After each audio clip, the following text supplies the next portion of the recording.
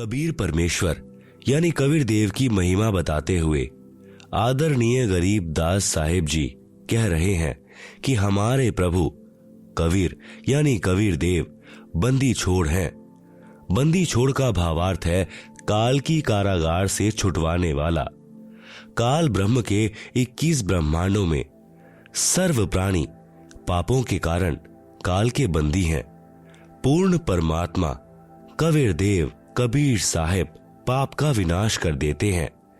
पापों का विनाश न ब्रह्म न पर ब्रह्म न ही ब्रह्मा विष्णु शिव जी कर सकते हैं।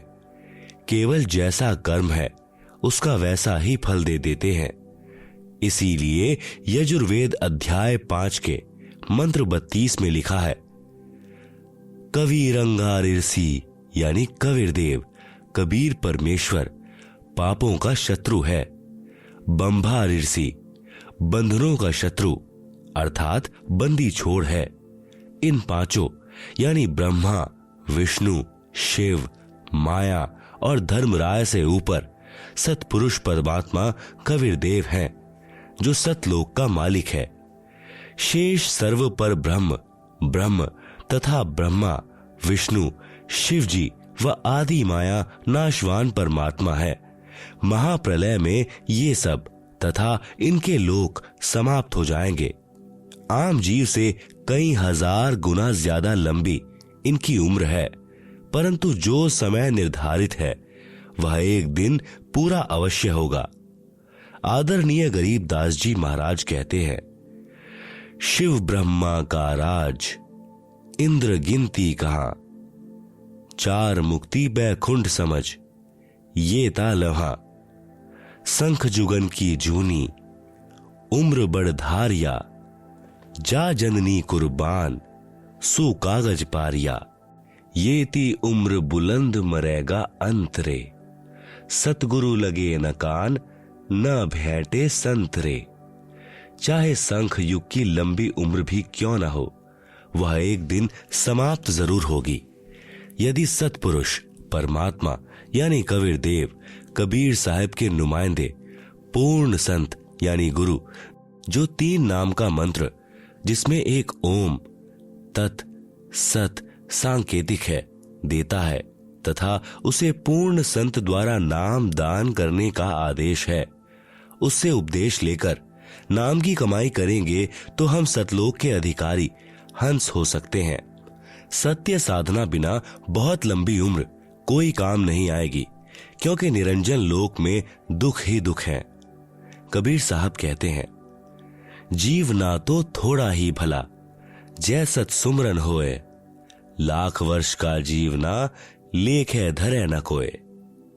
कबीर साहिब अपनी पूर्ण ब्रह्म की जानकारी स्वयं बताते हैं कि इन परमात्माओं से ऊपर असंख्य भुजा का परमात्मा सतपुरुष है जो सत्यलोक यानी सच्चखंड सतनाम में रहता है तथा उसके अंतर्गत सर्वलोक यानी ब्रह्म काल के 21 ब्रह्मांड व ब्रह्मा विष्णु शिव शक्ति के लोक तथा पर ब्रह्म के 7 संख ब्रह्मांड व अन्य सर्व ब्रह्मांड आते हैं और वहां पर सत्य नाम सार नाम के जाप द्वारा जाया जाएगा जो पूरे गुरु से प्राप्त होता है। सच्चखंड यानी सतलोक में जो आत्मा चली जाती है उसका पुनर्जन्म नहीं होता। सतपुरुष यानी पूर्ण ब्रह्म कबीर साहिब यानी कबीर देव ही अन्य लोकों में स्वयं ही भिन्न भिन्न नामों से विराजमान है। जैसे अलख लोक में अलख पुरुष, अगम लोक में अगम पुरुष तथा अकह लोक में अनामी पुरुष रूप में विराजमान है। ये तो उपमात्मक नाम है, परंतु वास्तविक नाम उस पूर्ण पुरुष का कबीर देव यानी भाषा भिन्न होकर कबीर साहिब है। आदरणीय नानक साहिब जी की वाणी में सृष्टि रचना का संकेत। श्री नानक साहिब जी की अमृतवाणी महला 1 राग बिलावलू अंश 1 गुरु ग्रंथ पृष्ठ 839। आपे सचू किया कर जोड़ी, अंडज फोड़ी जोड़ी विछोड़, धरती आकाश किए बैसन का उठाऊ, राति दिनंतु किए भव भाव, जिन किए करी वे खनहारा। तृतीया ब्रह्मा विष्णु महेशा, देवी देव उपाय वेसा। पौन पानी अग्नि बिसराऊ, ताही निरंजन साचो नाऊ। तिसु मही मनुआ रहिया लिवलाई, प्रणवती नानकु कालू न खाई। उपरोक्त अमृतवाणी का भावार्थ है कि सच्चे परमात्मा यानी सत्पुरुष ने स्वयं ही अपने हाथों से सर्व सृष्टि की रचना की है। उसी ने अंडा बनाया, फिर फोड़ा तथा उसमें से ज्योति निरंजन निकला। उसी पूर्ण परमात्मा ने सर्व प्राणियों के रहने के लिए धरती, आकाश, पवन, पानी आदि 5 तत्व रचे। अपने द्वारा रची सृष्टि का स्वयं ही साक्षी है, दूसरा कोई सही जानकारी नहीं दे सकता। फिर अंडे के फूटने से निकले निरंजन के बाद तीनों श्री ब्रह्मा जी, श्री विष्णु जी तथा श्री शिव जी की उत्पत्ति हुई तथा अन्य देवी देवता उत्पन्न हुए तथा अनगिनत जीवों की उत्पत्ति हुई। उसके बाद अन्य देवों के जीवन चरित्र तथा अन्य ऋषियों के अनुभव के 6 शास्त्र तथा 18 पुराण बन गए। पूर्ण परमात्मा के सच्चे नाम यानी सत्य नाम की साधना अनन्य मन से करने से तथा गुरु मर्यादा में रहने वाले प्रणवती को श्री नानक जी कह रहे हैं कि काल नहीं खाता। राग मारू अंश अमृतवाणी महिला 1, गुरु ग्रंथ पृष्ठ 1037। सुनहु ब्रह्मा विष्णु महेशु उपाय, सुने वर्ते जुग सबाय। इसु पद बिचारे सो जनु पुरा, तिस मिलिए भरमू चुकाईदा। साम वेदु रजु जुजरू अथर बनु, ब्रह्मे मुख माया है त्रैगुण। ताकी कीमत कही न सके, कोतियु बोले जीव बुलाईदा। उपरोक्त अमृतवाणी का सारांश है कि जो संत पूर्ण सृष्टि रचना सुना देगा तथा बताएगा कि अंडे के 2 भाग होकर कौन निकला, जिसने फिर ब्रह्मलोक की सुन्न में अर्थात गुप्त स्थान पर ब्रह्मा विष्णु शिव जी की उत्पत्ति की तथा वह परमात्मा कौन है जिसने ब्रह्म यानी काल के मुख से 4 वेदों यानी पवित्र ऋग्वेद, यजुर्वेद, सामवेद, अथर्ववेद को उच्चारण करवाया। वह पूर्ण परमात्मा जैसा चाहे वैसे ही प्रत्येक प्राणी को बुलवाता है। इस सर्व ज्ञान को पूर्ण बताने वाला संत मिल जाए तो उसके पास जाइए तथा जो सभी शंकाओं का पूर्ण निवारण करता है वही पूर्ण संत अर्थात तत्वदर्शी है। श्री गुरु ग्रंथ साहिब पृष्ठ 929 अमृतवाणी श्री नानक साहेब जी की राग राम कली महिला 1 दक्षिणी ओंकार। ओंकारी ब्रह्मा उत्पत्ति, ओंकारु किया जिनचित। ओंकारी सैल जुग भय, ओंकारी वेद निर्मय। ओंकारी सबदी उधरे, ओंकारी गुरुमुखी तरे। ओनम अखर सुनहु बिचारू, ओनम अखरु त्रिभुवन सारू। उपरोक्त अमृतवाणी में श्री नानक साहेब जी कह रहे हैं कि ओंकार अर्थात ज्योति निरंजन यानी काल से ब्रह्मा जी की उत्पत्ति हुई। कई युगों मस्ती मारकर ओंकार यानी ब्रह्म ने वेदों की उत्पत्ति की जो ब्रह्मा जी को प्राप्त हुए। 3 लोक की भक्ति का केवल एक ओम मंत्र ही वास्तव में जाप करने का है। इस ओम शब्द को पूरे संत से उपदेश लेकर अर्थात गुरु धारण करके जाप करने से उद्धार होता है। विशेष श्री नानक साहिब जी ने तीनों मंत्रों ओम तत्सत का स्थान स्थान पर रहस्यात्मक विवरण दिया है। उसको केवल पूर्ण संत यानी तत्वदर्शी संत ही समझ सकता है तथा तीनों मंत्रों के जाप को उपदेशी को समझाया जाता है। पृष्ठ 1038। उत्तम सती गुरु पुरुष निराले, सबदी रते हरि रसमत वाले। रिधि बुद्धि सिद्धि ज्ञान गुरु ते पाइये, पूरे भाग मिलाईदा। सती गुरु ते पाए बिचारा, सुन समाधि सचे घर बारा। नानक निर्मल नादु सबद धुनी, सचू रामै नामी समायदा। उपरोक्त अमृतवाणी का भावार्थ है कि वास्तविक ज्ञान देने वाले सद्गुरु तो निराले ही हैं। वे केवल नाम जाप को जपते हैं, अन्य हठ योग साधना नहीं बताते। यदि आपको धन दौलत, पद, बुद्धि या भक्ति शक्ति भी चाहिए तो वह भक्ति मार्ग का ज्ञान पूर्ण संत ही पूरा प्रदान करेगा। ऐसा पूर्ण संत बड़े भाग्य से ही मिलता है। वहीं पूर्ण संत विवरण बताएगा कि ऊपर सुन यानी आकाश में अपना वास्तविक घर यानी सत्यलोक परमेश्वर ने रच रखा है। उसमें एक वास्तविक सार नाम की धुन यानी आवाज हो रही है। उस आनंद में अविनाशी परमेश्वर के सार शब्द से समाया जाता है, अर्थात उस वास्तविक सुखदायी स्थान में वास हो सकता है। अन्य नामों तथा अधूरे गुरुओं से नहीं हो सकता। आंशिक अमृतवाणी महला पहला, श्री गुरु ग्रंथ पृष्ठ 359-360। शिवनगरी मही आसनी, बैसौ कलप त्यागी वादम। सिंडी सबद सदा धुनी, सो है अहिनिसी पूरे नादम। हरि कीर्ति रह राशि हमारी, गुरु मुख पंथ अतीतम। सगली ज्योति हमारी सम्मिया, नाना वर्ण अनेकम। कह नानक सुनी भरथरी, जोगी पार ब्रह्म लिव एकम। उपरोक्त अमृतवाणी का भावार्थ है कि श्री नानक साहिब जी कह रहे हैं कि हे भरथरी योगी जी, आपकी साधना भगवान शिव तक है। उससे आपको शिव नगरी यानी लोक में स्थान मिला है और शरीर में जो सिंगी शब्द आदि हो रहा है वह इन्हीं कमलों का है तथा टेलीविजन की तरह प्रत्येक देव के लोक से शरीर में सुनाई दे रहा है। हम तो एक परमात्मा पार ब्रह्म अर्थात सर्व से पार जो पूर्ण परमात्मा है, अन्य किसी और एक परमात्मा में लौ यानी अनन्य मन से लग्न लगाते हैं। हम ऊपरी दिखावा यानी भस्म लगाना, हाथ में डंडा रखना नहीं करते। मैं तो सर्व प्राणियों को एक पूर्ण परमात्मा यानी सत्पुरुष की संतान समझता हूँ। सर्व उसी शक्ति से चलायमान है।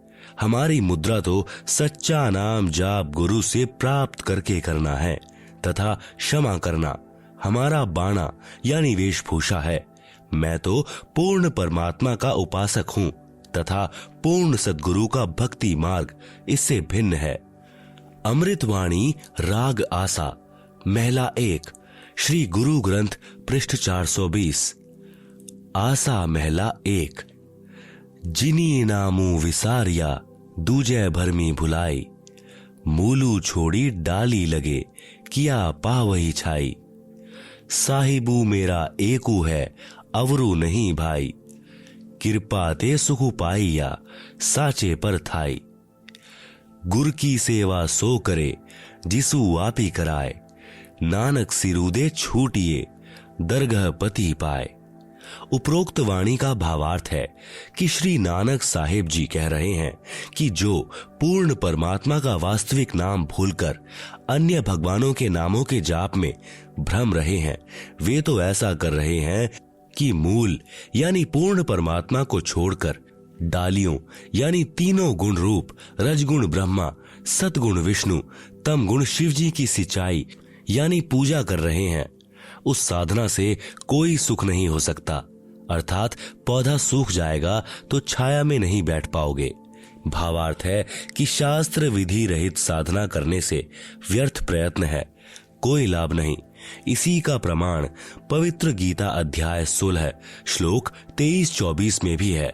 उस पूर्ण परमात्मा को प्राप्त करने के लिए मनमुखी यानी मनमानी साधना त्याग कर पूर्ण गुरुदेव को समर्पण करने से तथा सच्चे नाम के जाप से ही मोक्ष संभव है, नहीं तो मृत्यु के उपरांत नरक जाएगा। श्री गुरु ग्रंथ साहिब पृष्ठ नंबर 843-844।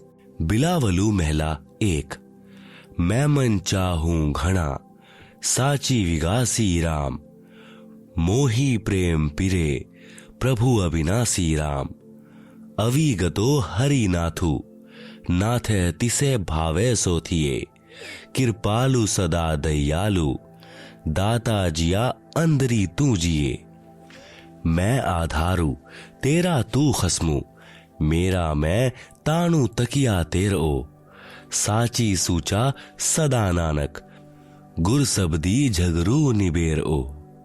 उपरोक्त अमृतवाणी में श्री नानक साहेब जी कह रहे हैं कि अविनाशी पूर्ण परमात्मा नाथों का भी नाथ है, अर्थात देवों का भी देव है, यानी सर्व प्रभुओं श्री ब्रह्मा जी, श्री विष्णु जी, श्री शिव जी तथा ब्रह्म व पर ब्रह्म पर भी नाथ है, अर्थात स्वामी है।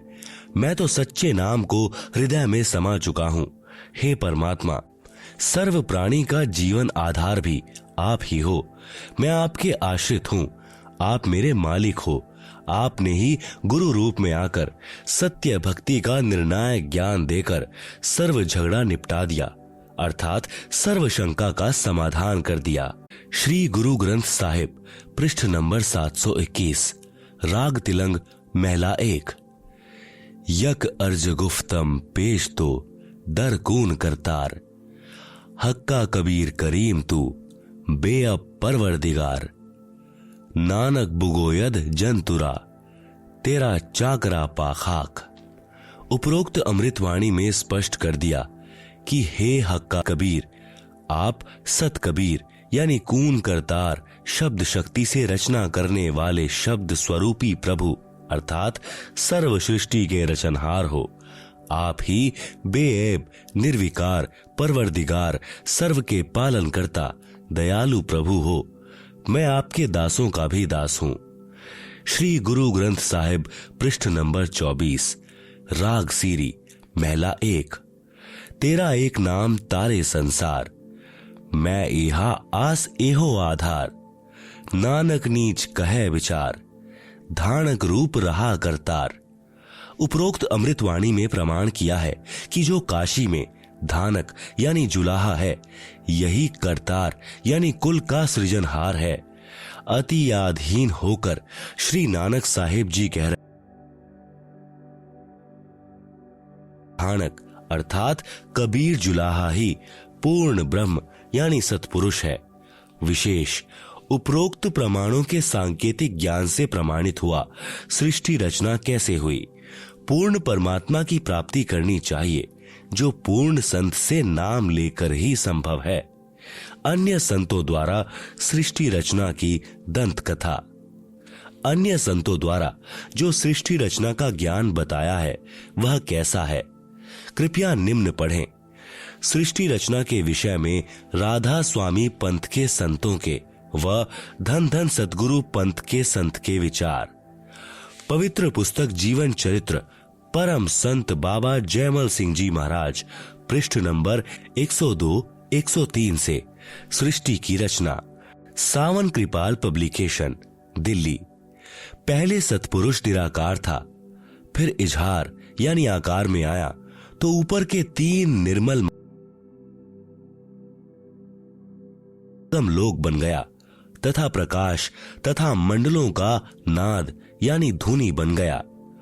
पवित्र पुस्तक सारवचन यानी नसर प्रकाशक राधा स्वामी सत्संग सभा दयाल बाग आगरा। सृष्टि की रचना पृष्ठ 8। प्रथम धूधूकार था, उसमें पुरुष सुन्न समाध में थे जब कुछ रचना नहीं हुई थी। फिर जब मौज हुई तब शब्द प्रकट हुआ और उससे सब रचना हुई। पहले सतलोक और फिर सतपुरुष की कला से 3 लोक और सब विस्तार हुआ। यह ज्ञान तो ऐसा है जैसे एक समय कोई बच्चा नौकरी लगने के लिए साक्षात्कार यानी इंटरव्यू के लिए गया। अधिकारी ने पूछा कि आपने महाभारत लिखा है। अधिकारी ने प्रश्न किया कि 5 पांडवों के नाम बताओ। लड़के ने उत्तर दिया कि एक भीम था, एक उसका बड़ा भाई था, एक उससे छोटा था, एक और था तथा एक का नाम मैं भूल गया। उपरोक्त सृष्टि रचना का ज्ञान तो ऐसा है। सतपुरुष व सतलोक की महिमा बताने वाले वह 5 नाम ओंकार, ज्योति निरंजन, निरंकार, सोहम, सत्य नाम देने वाले वह 3 नाम अकाल मूर्ति, सतपुरुष, शब्द स्वरूपी राम देने वाले संतों द्वारा रची पुस्तकों से कुछ निष्कर्ष। संत मत प्रकाश भाग 3 पृष्ठ 76 पर लिखा है कि सच्चखंड या सतनाम चौथा लोक है। यहाँ पर सतनाम को स्थान कहा है। फिर इस पवित्र पुस्तक के पृष्ठ नंबर 79 पर लिखा है कि तीसरा राम ब्रह्म, चौथा राम सतनाम, यह असली राम है। फिर पवित्र पुस्तक संत मंत प्रकाश पहला भाग पृष्ठ नंबर 17 पर लिखा है कि वह सतलोक है, उसी को सतनाम कहा जाता है। पवित्र पुस्तक सार वचन नसर यानी वार्तिक पृष्ठ नंबर 3 पर लिखा है कि अब समझना चाहिए कि राधा स्वामी पद सबसे ऊंचा मुकाम है, जिसको संतों ने सतलोक और सच्चखंड और सार शब्द और सत शब्द और सतनाम और सतपुरुष करके बयान किया है। पवित्र पुस्तक सार वचन नसर आगरा से प्रकाशित पृष्ठ नंबर 4 पर भी उपरोक्त ज्यों का त्यों वर्णन है। पवित्र पुस्तक सच्चखंड की सड़क पृष्ठ नंबर 226 संतों का देश सच्चखंड या सतलोक है, उसी को जाता है। विशेष उपरोक्त व्याख्या ऐसी लगी जैसे किसी ने जीवन में न तो शहर देखा, न कार देखी और न पेट्रोल देखा है, न ड्राइवर का ज्ञान हो कि ड्राइवर किसे कहते हैं, और वह व्यक्ति अन्य साथियों से कहे कि मैं शहर में जाता हूँ, कार में बैठकर आनंद मनाता हूँ। फिर साथियों ने पूछा कि कार कैसी है, पेट्रोल कैसा है और ड्राइवर कैसा है, शहर कैसा है। उस गुरु जी ने उत्तर दिया कि शहर कहो चाहे कार, एक ही बात है, शहर भी कार ही है, पेट्रोल भी कार को ही कहते हैं, ड्राइवर भी कार को ही कहते हैं, सड़क भी कार को ही कहते हैं। आओ विचार करें, सतपुरुष तो पूर्ण परमात्मा है। सतनाम वह 2 मंत्र का नाम है जिसमें एक ओम तथा तत्सांकेतिक है, तथा इसके बाद सार नाम साधक को पूर्ण गुरु द्वारा दिया जाता है। यह सतनाम तथा सार नाम दोनों स्मरण करने के नाम हैं।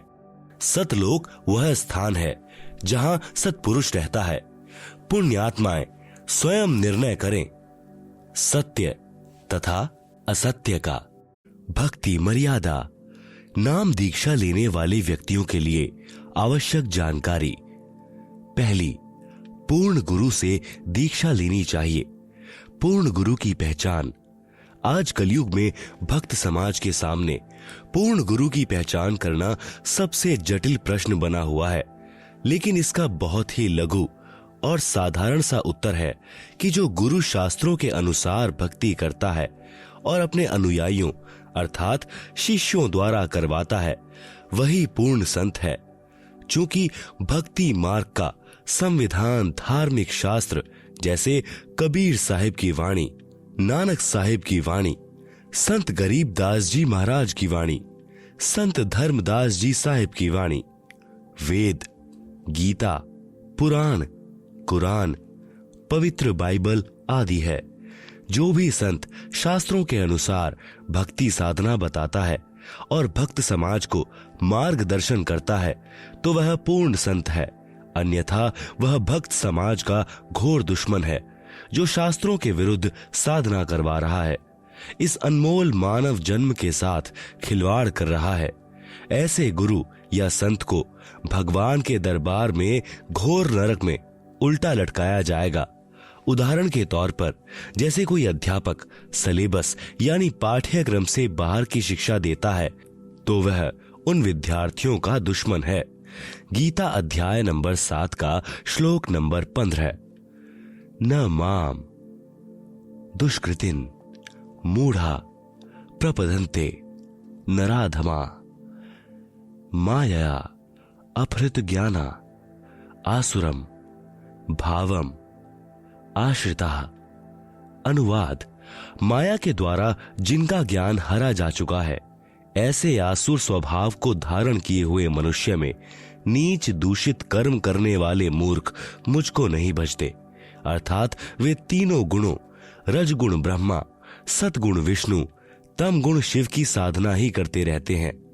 यजुर्वेद अध्याय नंबर 40 श्लोक नंबर 10 संत रामपाल दास जी द्वारा भाषा भाष्य। अन्य देवाहु संभवादन्य दाहुर संभवात इति शुश्रुम धीराणाम ये नस्त द्विच चक्षिरे। हिंदी अनुवाद: परमात्मा के बारे में सामान्यत निराकार अर्थात कभी न जन्मने वाला कहते हैं। दूसरे आकार में अर्थात जन्म लेकर अवतार रूप में आने वाला कहते हैं। जो टिकाऊ अर्थात पूर्ण ज्ञानी अच्छी प्रकार सुनाते हैं, उसको इस प्रकार सही तौर पर वही समरूप अर्थात यथार्थ रूप में भिन्न भिन्न रूप से प्रत्यक्ष ज्ञान कराते हैं। गीता अध्याय नंबर 4 का श्लोक नंबर 34। तत् विद्धि प्रणिपातेन परिप्रश्नेन सेव्या उपदेक्ष्यन्ति ते ज्ञानम ज्ञानिनः तत्वदर्शिनः। अनुवाद: उसको समझ उन पूर्ण परमात्मा के ज्ञान व समाधान को जानने वाले संतों को भली भांति दंडवत प्रणाम करने से, उनकी सेवा करने से और कपट छोड़कर सरलता पूर्वक प्रश्न करने से वे परमात्म तत्व को भली भांति जानने वाले ज्ञानी महात्मा तुझे उस तत्व ज्ञान का उपदेश करेंगे। दूसरी, नशीली वस्तुओं का सेवन निषेध।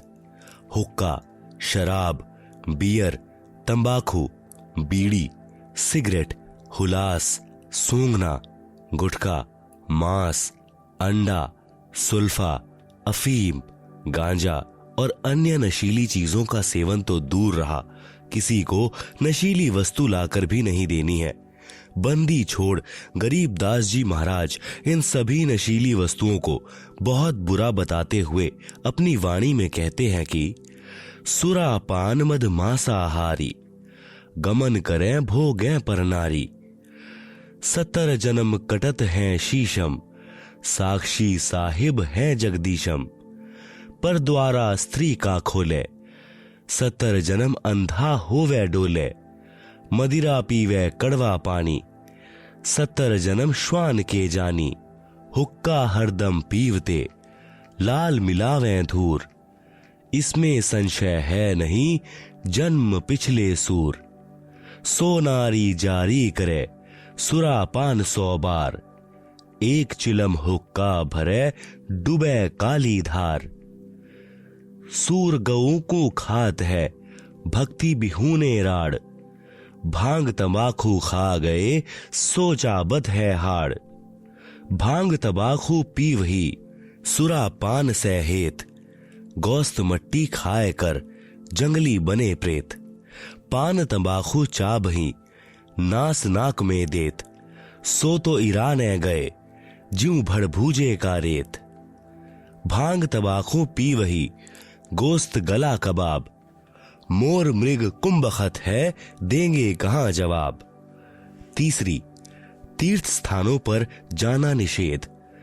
किसी प्रकार का कोई व्रत नहीं रखना है, कोई तीर्थ यात्रा नहीं करनी, न कोई गंगा स्नान आदि करना, न किसी अन्य धार्मिक स्थल पर स्नानार्थ व दर्शनार्थ जाना है।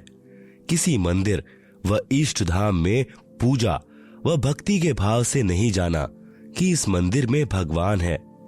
भगवान कोई पशु तो है नहीं कि उसको पुजारी जी ने मंदिर में बांध रखा है। भगवान तो कण कण में व्यापक है। ये सभी साधनाएं शास्त्रों के विरुद्ध हैं। जरा विचार करके देखो कि ये सभी तीर्थ स्थल जैसे जगन्नाथ का मंदिर, बद्रीनाथ, हरिद्वार, मक्का मदीना, अमरनाथ, वैष्णो देवी, वृंदावन, मथुरा, बरसाना, अयोध्या राम मंदिर, काशी धाम, छुड़ानी धाम आदि मंदिर, मस्जिद, गुरुद्वारा, चर्च व ईष्ट धाम आदि ऐसे स्थल हैं जहां पर कोई संत रहते थे। वे वहां पर अपनी भक्ति साधना करके अपना भक्ति रूपी धन जोड़ करके शरीर छोड़कर अपने इष्ट देव के लोक में चले गए।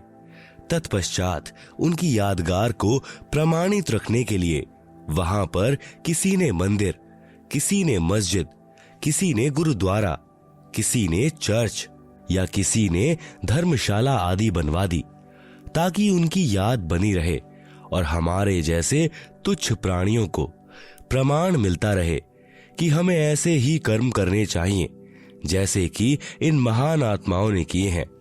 ये सभी धार्मिक स्थल हम सभी को यही संदेश देते हैं कि जैसे भक्ति साधना इन नामी संतों ने की है, ऐसी ही आप करो।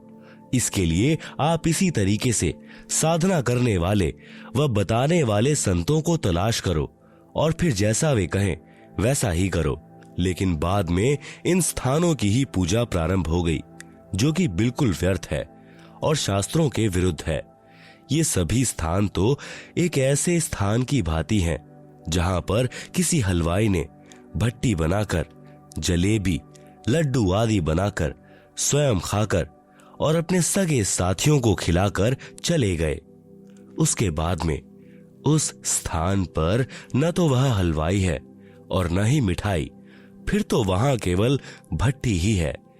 वह न तो हमारे को मिठाई बनाना सिखला सकती है और न ही हमारा पेट यानी उदर भर सकती है। अब कोई कहे कि आओ भैया, आपको वह भट्टी दिखाकर लाऊंगा जहां पर एक हलवाई ने मिठाई बनाई थी, चलो चलते हैं। वहां जाकर उस भट्टी को देख लिया और 7 चक्कर भी काट आए। क्या आपको मिठाई मिली? क्या आपको मिठाई बनाने की विधि बताने वाला हलवाई मिला? इसके लिए आपने वैसा ही हलवाई खोजना होगा जो सबसे पहले आपको मिठाई खिलाए और बनाने की विधि भी बताए। फिर जैसे वे कहें केवल वही करना, अन्य नहीं। ठीक इसी प्रकार तीर्थ स्थानों की पूजा न करके वैसे ही संतों की तलाश करो जो शास्त्रों के अनुसार पूर्ण परमात्मा कबीर साहिब की भक्ति करते व बताते हों। फिर जैसे वे कहें केवल वही करना, अपनी मनमानी नहीं करना। सामवेद संख्या नंबर 1400, उतारचिक अध्याय नंबर 12, खंड नंबर 3, श्लोक नंबर 5, संत रामपाल दास द्वारा भाषा भाष्य।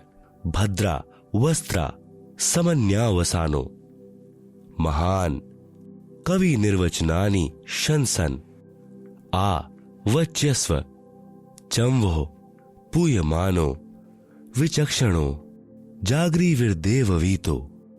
हिंदी। चतुर व्यक्तियों ने अपने वचनों द्वारा पूर्ण परमात्मा यानी पूर्ण ब्रह्म की पूजा का सत्य मार्ग दर्शन न करके अमृत के स्थान पर आन उपासना जैसे भूत पूजा, पितर पूजा, श्राद्ध निकालना, तीनों गुणों की पूजा, रजगुण ब्रह्मा, सतगुण विष्णु, तम गुण शंकर तथा ब्रह्मकाल की पूजा, मंदिर, मस्जिद, गुरुद्वारों, चर्चों व तीर्थ उपवास तक की उपासना, रूपी फोड़े व घाव से निकले मवाद को आदर के साथ आचमन करा रहे होते हैं, उसको परम सुखदायक पूर्ण ब्रह्म कबीर सहशरीर साधारण वेशभूषा में, वस्त्र का अर्थ है वेशभूषा, संत भाषा में इसे चोला भी कहते हैं। जैसे कोई संत शरीर त्याग जाता है तो कहते हैं कि महात्मा तो चोला छोड़ गए। सत्यलोक वाले शरीर के समान दूसरा तेज पंच का शरीर धारण करके आम व्यक्ति की तरह जीवन जीकर कुछ दिन संसार में रहकर अपनी शब्द साखियों के माध्यम से सत्य ज्ञान को वर्णन करके पूर्ण परमात्मा के छुपे हुए वास्तविक सत्य ज्ञान तथा भक्ति को जागृत करते हैं। गीता अध्याय नंबर 16 का श्लोक नंबर 23। यह शास्त्र विधिम उत्सृज्य वर्तते कामकारतः न सह सिद्धिम अवाप्नोति न सुखम न पराम गतिम। अनुवाद: जो पुरुष शास्त्र विधि को त्याग कर अपनी इच्छा से मनमाना आचरण करता है वह न सिद्धि को प्राप्त होता है, न परम गति को और न सुख को ही। गीता अध्याय नंबर 6 का श्लोक नंबर 16 है। न अति अश्रणतः तु योगः अस्ति न च एकांतम अनश्रणतः न च अति स्वप्नशीलस्य जागृतः न एव च अर्जुन। अनुवाद: हे अर्जुन, यह योग अर्थात भक्ति न तो बहुत खाने वाले का और न बिल्कुल न खाने वाले का, न एकांत स्थान पर आसन लगाकर साधना करने वाले का तथा न बहुत शयन करने के स्वभाव वाले का और न सदा जागने वाले का ही सिद्ध होता है। पूजे देई धाम को शीश हलावे जो, गरीब दास साची कहे हद काफिर है सो। कबीर: गंगा काट है घर करे पीवे निर्मल नीर, मुक्ति नहीं हरि नाम बिन सतगुरु कहे कबीर। कबीर: तीर्थ कर कर जग मुवा उड़े पानी नहाए, राम ही नाम ना जपा काल घसीटे जाए। गरीब: पीतल ही का थाल है पीतल का लोटा, जड़ मूरत को पूजते आवेगा टोटा। गरीब: पीतल चमचा पूजिए जो थाल परोसे, जड़ मूरत किस काम की मती रहो भरोसे। कबीर: पर्वत पर्वत मैं फिरया कारण अपने राम, राम सरीखे जन मिले जिन सारे सब काम। चौथी, पितर पूजा निषेध। किसी प्रकार की पितर पूजा, श्राद्ध निकालना आदि कुछ नहीं करना है। भगवान श्री कृष्ण जी ने भी इन पितरों की व भूतों की पूजा करने से साफ मना किया है।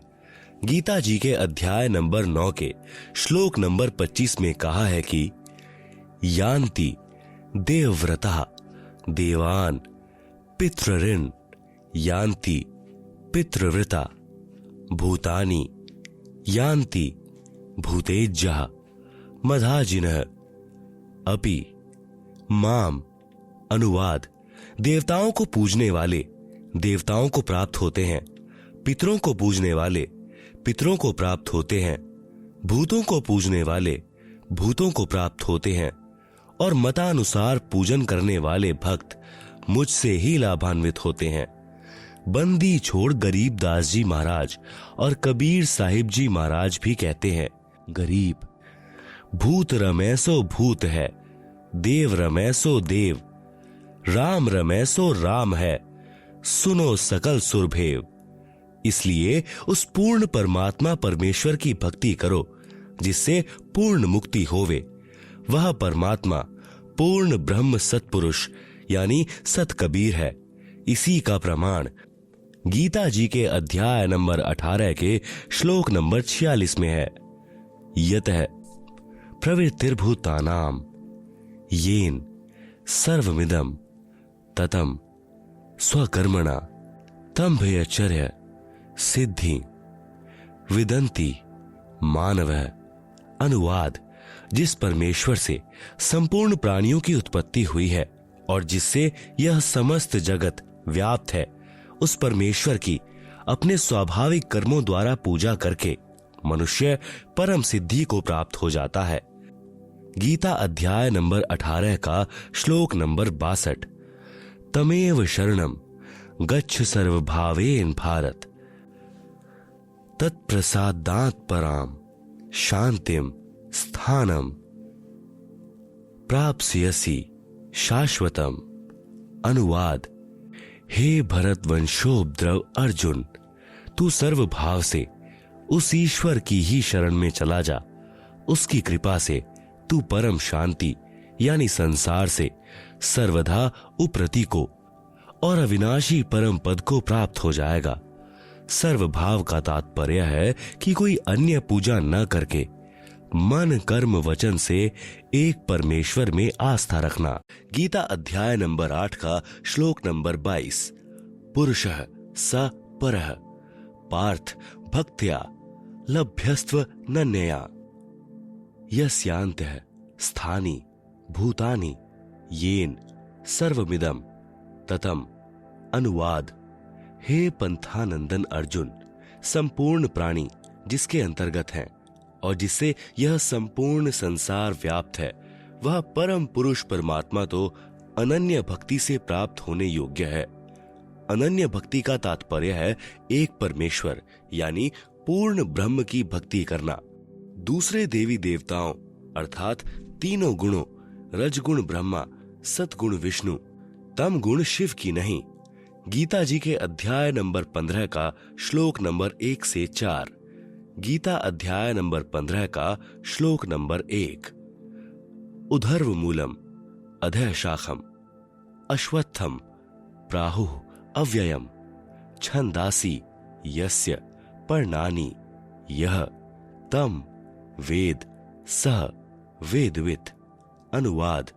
ऊपर को जड़ वाला, नीचे को शाखा वाला अविनाशी विस्तृत संसार रूपी पीपल का वृक्ष है, जिसके छोटे छोटे हिस्से या टहनियां पत्ते कहे हैं। उस संसार रूप वृक्ष को जो इस प्रकार जानता है, वह पूर्ण ज्ञानी अर्थात तत्वदर्शी है। गीता अध्याय नंबर 15 का श्लोक नंबर 2। अधः च ऊर्ध्वम् प्रसितः तस्य शाखाः गुण प्रवृद्धा विषय प्रवालः अधः च मूलानि अनुसंततानि कर्मानुबंधिनी मनुष्यलोके। अनुवाद। उस वृक्ष की नीचे और ऊपर तीनों गुणों ब्रह्मा रजगुण, विष्णु सतगुण, शिव तम गुण रूपी फैली हुई विकार काम क्रोध मोह लोभ अहंकार रूपी कोपल डाली ब्रह्मा विष्णु शिव ही जीव को कर्मों में बांधने की भी जड़ें अर्थात मूल कारण है, तथा मनुष्य लोक स्वर्ग नरक लोक पृथ्वी लोक के नीचे यानी 84 लाख जूनियों में ऊपर व्यवस्थित किए हुए हैं। गीता अध्याय नंबर 15 का श्लोक नंबर 3। न रूपम अस्य इह तथा उपलभ्यते न अंतः न च आदि न च संप्रतिष्ठा अश्वत्थम एनम सुविरूढ़ मूलम असडंगस्त्रेन दृढ़ेन छित्वा। अनुवाद। इस रचना का न शुरुआत तथा न अंत है, न वैसा स्वरूप पाया जाता है, तथा यहाँ विचार काल में अर्थात मेरे द्वारा दिया जा रहा गीता ज्ञान में पूर्ण जानकारी मुझे भी नहीं है, क्योंकि सर्व ब्रह्मांडों की रचना की अच्छी तरह स्थिति का मुझे भी ज्ञान नहीं है। इस अच्छी तरह स्थायी स्थिति वाला मजबूत स्वरूप वाले निर्लेप तत्व ज्ञान रूपी दृढ़ शस्त्र से अर्थात निर्मल तत्व ज्ञान के द्वारा काटकर अर्थात निरंजन की भक्ति को क्षणिक जानकर गीता अध्याय नंबर 15 का श्लोक नंबर 4। ततः पदम तत्परिमार्गितव्यम यस्मिग्नता न निवर्तन्ति भूयः तमेव चाहम पुरुषम प्रपद्ये यतः प्रवृत्ति प्रसिता पुराणी। अनुवाद। उसके बाद उस परम पद परमात्मा की खोज करनी चाहिए, जिसको प्राप्त हुए मनुष्य फिर लौटकर संसार में नहीं आते और जिससे अनादिकाल से चली आने वाली यह सृष्टि विस्तार को प्राप्त हुई है। उस आदि पुरुष परमात्मा के ही मैं शरण हूँ। इस प्रकार स्वयं भगवान श्री कृष्ण ने इंद्र, जो देवी देवताओं का राजा है, की पूजा भी छुड़वाकर उस परमात्मा की भक्ति करने के लिए ही प्रेरणा दी थी, जिस कारण उन्होंने गोवर्धन पर्वत को उठाकर इंद्र के कोप से ब्रजवासियों की रक्षा की। गरीबदास जी कहते हैं, इंद्र चढ़ा ब्रिज डुबोवन, भीगा भीत न लेव। इंद्र कढ़ाई होत जगत में, पूजा खा गए देव। कबीर, इस संसार को समझाऊं कै बार, पूंछ जो पकड़े भेड़ की, उतरा चाहे पार। 5वां, गुरु आज्ञा का पालन। गुरुदेव जी की आज्ञा के बिना घर में किसी भी प्रकार का धार्मिक अनुष्ठान नहीं करवाना है। जैसे बंदी छोड़ अपनी वाणी में कहते हैं कि गुरु बिन यज्ञ हवन जो करही, मिथ्या जावे कबहु नहीं फलही। गुरु बिन माला फेरते, गुरु बिन देते दान। गुरु बिन दोनों निष्फल हैं, पूछो वेद पुराण। 6, माता मसानी पूजना निषेध। आपने खेत में बनी मढ़ी या किसी खेड़े आदि की या किसी अन्य देवता की समाध नहीं पूजनी है। समाध चाहे किसी की भी हो, बिल्कुल नहीं पूजनी है। अन्य कोई उपासना नहीं करनी है। यहां तक कि तीनों गुणों ब्रह्मा, विष्णु, शिव की पूजा भी नहीं करनी है। केवल गुरु जी के बताए अनुसार ही करना है। गीता अध्याय नंबर 7 का श्लोक नंबर 15। न माम दुष्कृतिनः मूढ़ा प्रपदन्ते नराधमा मायया अपहृत ज्ञानः आसुरम भावम आश्रितः। अनुवाद, माया के द्वारा जिनका ज्ञान हरा जा चुका है, ऐसे आसुर स्वभाव को धारण किए हुए मनुष्य, नीच दूषित कर्म करने वाले मूर्ख मुझको नहीं भजते। अर्थात वे तीनों गुणों रजगुण ब्रह्मा, सतगुण विष्णु, तमगुण शिव की साधना ही करते रहते हैं। कबीर, माई मसानी शेर शीतला, भैरव भूत हनुमंत। परमात्मा उनसे दूर हैं जो इनको पूजंत।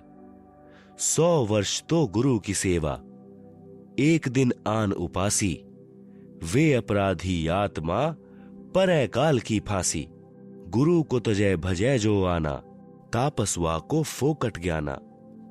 7वां, संकट मोचन कबीर साहब हैं।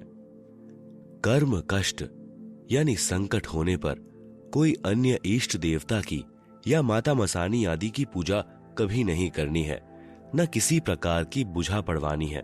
केवल बंदी छोड़ कबीर साहब को पूजना है, जो सभी दुखों को हरने वाले संकट मोचन है। सामवेद संख्या नंबर 822, उतारचिक अध्याय 3, खंड नंबर 5, श्लोक नंबर 8। संत रामपाल दास द्वारा भाषा भाष्य। मनीषी भी पवते पुवर्य कविनर भी अर्थ है।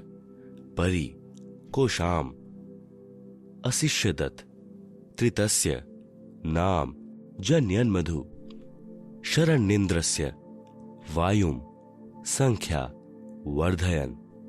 हिंदी, सनातन अर्थात अविनाशी कबीर परमेश्वर हृदय से चाहने वाले, श्रद्धा से भक्ति करने वाले भक्तात्मा को 3 मंत्र उपदेश देकर पवित्र करके जन्म व मृत्यु से रहित करता है तथा उसके प्राण अर्थात जीवन श्वासों को, जो संस्कारवश अपने मित्र अर्थात भक्त के गिनती के डाले हुए होते हैं, को अपने भंडार से पूर्ण रूप से बढ़ाता है, जिस कारण से परमेश्वर के वास्तविक आनंद को अपने आशीर्वाद प्रसाद से प्राप्त करवाता है। कबीर, देवी देव ठाढ़े भय हमको ठौर बताओ, जो मुझ यानी कबीर को पूजे नहीं, उनको लूटो खाओ। काल जो पीसे पीसना, जोरा है पनिहार, ये 2 असल मजूर हैं सतगुरु के दरबार। 8वां, अनावश्यक दान निषेध। कहीं पर और किसी को दान रूप में कुछ नहीं देना है, न पैसे, न बिना सिला हुआ कपड़ा आदि कुछ नहीं देना है। यदि कोई दान रूप में कुछ मांगने आए तो उसे खाना खिला दो, चाय, दूध, लस्सी, पानी आदि पिला दो, परंतु देना कुछ भी नहीं है। न जाने वह भिक्षुक उस पैसे का क्या दुरुपयोग करे। जैसे एक व्यक्ति ने किसी भिखारी को उसकी झूठी कहानी, जिसमें वह बता रहा था कि मेरे बच्चे इलाज बिना तड़फ रहे हैं, कुछ पैसे देने की कृपा करें को सुनकर भावनावश होकर 100 रुपए दे दिए। वह भिखारी पहले पाव शराब पीता था, उस दिन उसने आधा बोतल शराब पिया और अपनी पत्नी को पीट डाला। उसकी पत्नी ने बच्चों सहित आत्महत्या कर ली। आप द्वारा किया हुआ वह दान उस परिवार के नाश का कारण बना। यदि आप चाहते हो कि ऐसे दुखी व्यक्ति की मदद करें तो उसके बच्चों को डॉक्टर से दवाई दिलवा दें, पैसा न दें। कबीर साहब कहते हैं, गुरु बिन माला फेरते, गुरु बिन देते दान, गुरु बिन दोनों निष्फल हैं, पूछो वेद पुराण। 9वां, झूठा खाना निषेध। ऐसे व्यक्ति का झूठा नहीं खाना है जो शराब, मांस, तंबाकू, अंडा, बियर, अफीम, गांजा आदि का सेवन करता हो। 10वां, सत्यलोक गमन यानी देहांत के बाद क्रियाकर्म निषेध। यदि परिवार में किसी की मौत हो जाती है, चिता में अग्नि कोई भी दे सकता है, घर का या अन्य, तथा अग्नि प्रज्वलित करते समय मंगलाचरण बोल दें तो उसके फूल आदि कुछ नहीं उठाने हैं। यदि उस स्थान को साफ करना अनिवार्य है तो उन अस्थियों को उठाकर स्वयं ही किसी स्थान पर चलते पानी में बहा दें। उस समय मंगलाचरण उच्चारण कर दें। न पिंड आदि भरवाने हैं, न 13वीं, छमाही, बरसौधी पिंड भी नहीं भरवाने हैं तथा श्राद्ध आदि कुछ नहीं करना है। किसी भी अन्य व्यक्ति से हवन आदि नहीं करवाना है। संबंधी तथा रिश्तेदारों आदि जो शोक व्यक्त करने आए उनके लिए कोई भी एक दिन नियुक्त करें। उस दिन प्रतिदिन करने वाला नित्य नियम करें, ज्योति जागृत करें, फिर सर्व को खाना खिलाएं।